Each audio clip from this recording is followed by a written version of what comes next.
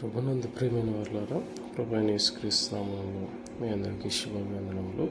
ఉదయకాలంలో కలువరి కృపా సన్నిధికి మిమ్మల్ని ఆహ్వానించుచున్నాను. సంఖ్యాకాండము 16వ అధ్యాయము 48వ వచనంలో, అతడు చచ్చిన వారికి బ్రతికి ఉన్న వారికి మధ్యను నిలవబడగా తెగులు ఆగాను.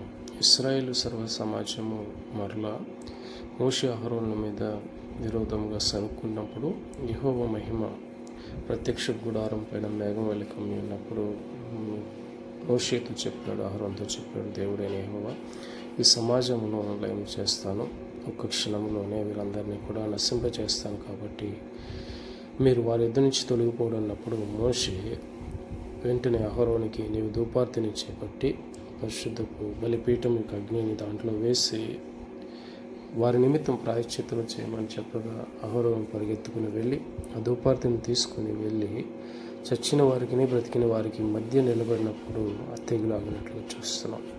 మన మీదకి వచ్చే తెగుల నుంచి విడిపించడానికి ప్రార్థన చేయగలిగిన వారు, ఆపడానికి విజ్ఞాపన ప్రాయశ్చిత్తము చేయగలిగిన వారు సేవకులు మాత్రం అన్న విషయాన్ని గుర్తించి వారి ఎడల నమ్మకమైన వారిగా మన విశ్వాసపు జీవితాన్ని దేవుని ఎదుట నమ్మకమైన వారిగా కొనసాగించడానికి మనల్ని మనం సిద్ధపరచుకుందాం. ఆమేన్.